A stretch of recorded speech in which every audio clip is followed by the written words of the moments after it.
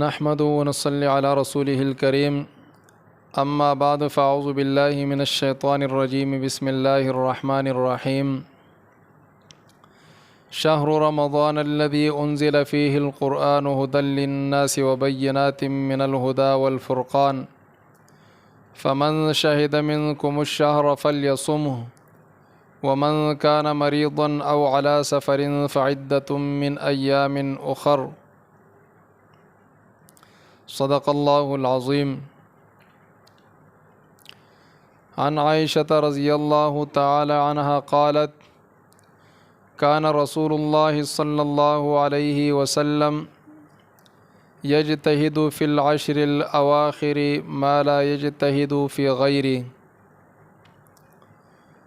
عن عائشة رضی اللہ تعالی عنہا قالت کان رسول اللہ صلی اللہ علیہ وسلم اذا دخل العشر شد میزرہ واحیا لیلہ وایقظ اہلہ۔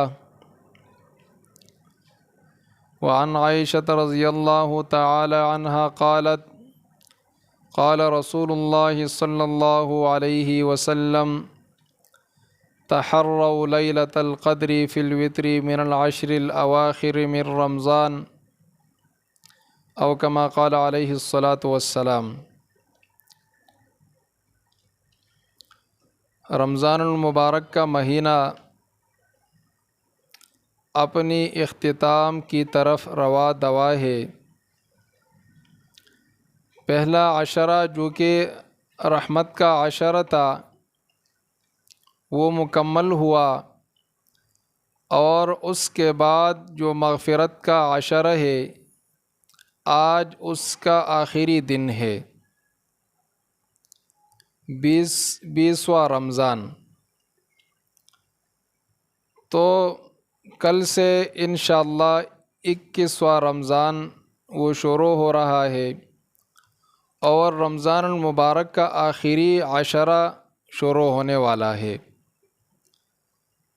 تو پہلا عشرہ جس میں اللہ کی طرف سے بندوں پر رحمتوں کا نزول ہوتا ہے وہ مکمل ہوا، اور جب اللہ کی طرف سے بندوں پر رحمتوں کا نزول ہوا تو اس کے بعد اللہ نے اپنے بندوں کی مغفرت فرمائی۔ تو وہ دوسرا عشرہ تھا جس میں اپنے بندوں کی مغفرت فرمائی اللہ تبارک و تعالی نے۔ اب اللہ کے بندے جہنم سے خلاصی کے لیے بےتاب ہے، تو اللہ تبارک و تعالی ان کو سرٹیفکیٹ جاری کریں گے اور ان کو جنت میں داخل فرمائیں گے۔ تو یہ جو آخری عشرہ ہے یہ جہنم سے خلاصی کا عشرہ ہے، جس میں لوگ دعا پڑھتے ہیں اللہم اجرنی من النار۔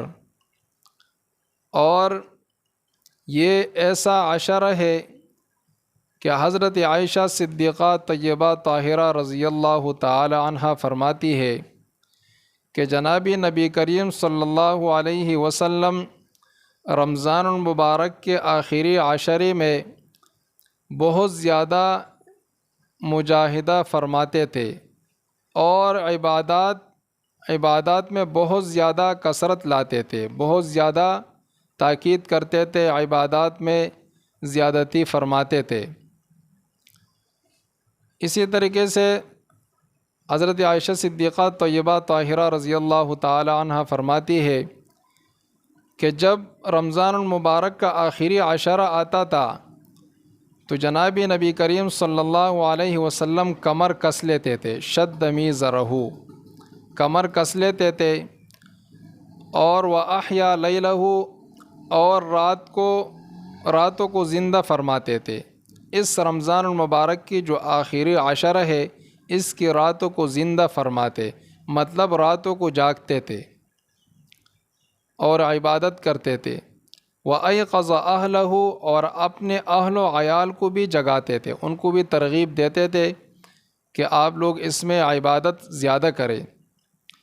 اس کی وجہ یہ ہے کہ ایک تو رمضان المبارک جو کہ مبارک مہینہ ہے اس کا اختتام ہونے والا ہے، اور انسان نے اگر اس میں کمی کوتاہی کی ہے پہلے عشرہ میں دوسرے عشرے میں، تو اب اللہ سے مغفرت طلب کرے اور اپنے گناہوں کی معافی مانگے اور اپنے آپ کو جہنم سے بچائے اور جنت میں داخل کرائے، اللہ کے سامنے آہ و زاری کرے اور روئے اللہ کے سامنے۔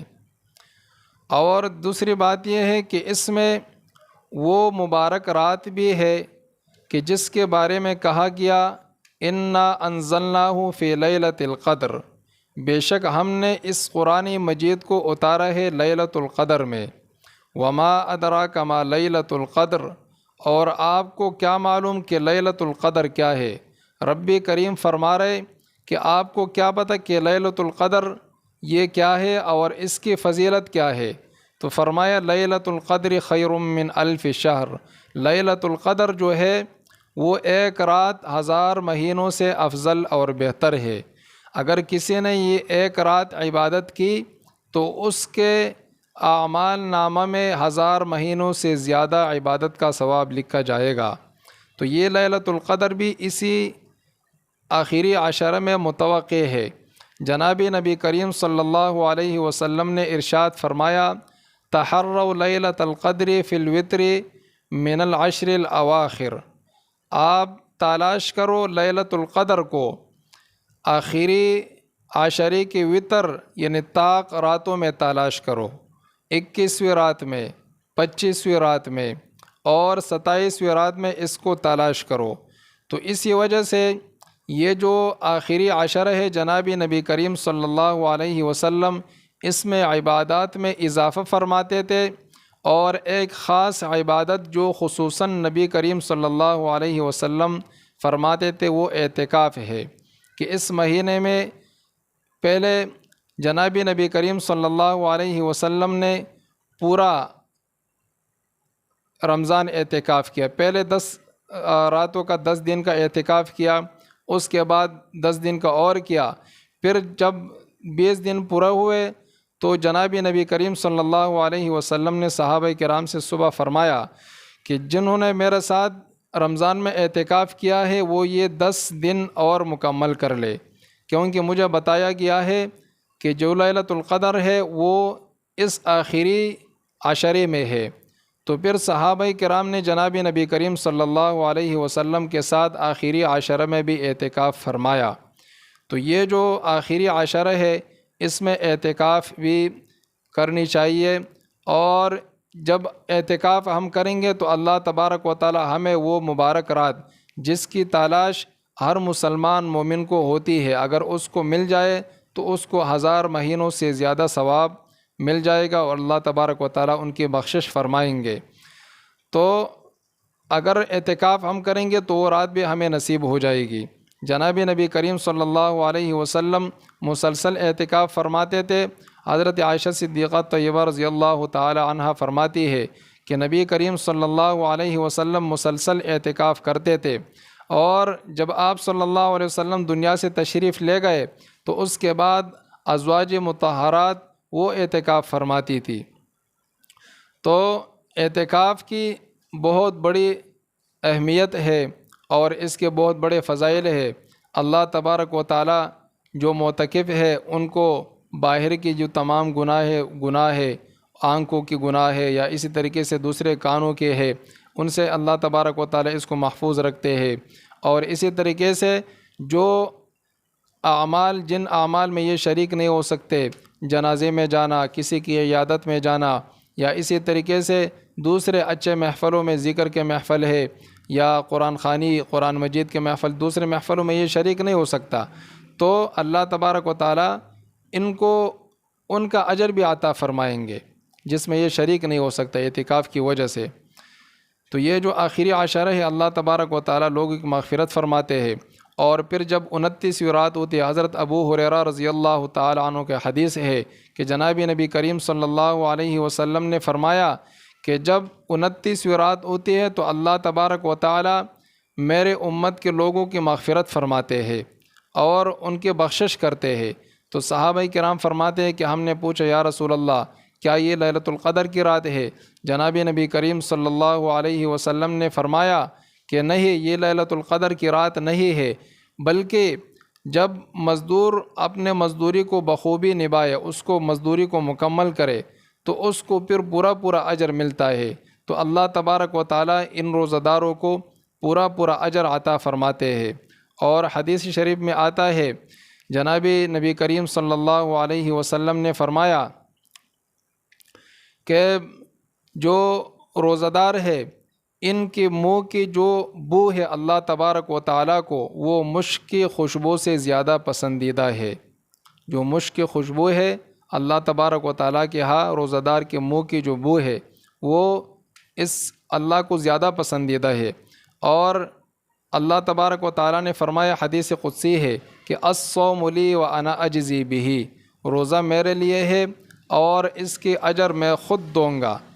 کیونکہ روزہ دار جب روزہ رکھتا ہے وہ اپنی جائز خواہشات کو دباتا ہے، وہ اپنی بیوی کے ساتھ جائز خواہش کے لیے نہیں ملتا، اپنا جائز کھانا پینا وہ نہیں کھاتا۔